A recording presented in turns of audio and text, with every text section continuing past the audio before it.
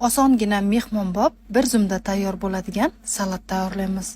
Birinchi bo'lib go'shtimizni somoncha shaklida to'g'rab olamiz. Tovaga solib yaxshilab qovurib olamiz.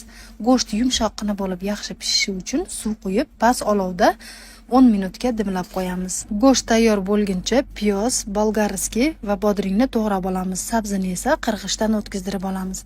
Agar qirg'ich yo'q bo'lsa, mayda qilib to'g'rab olsangiz bo'ladi. Go'shtni suvlari tortib tayyor bo'lgandan so'ng piyozni solib yaxshilab qovurib olamiz.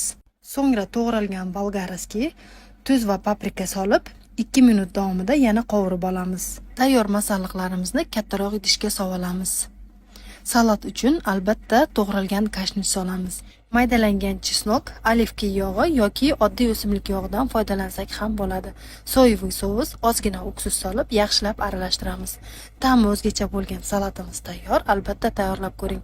Yoqimli ishtaha.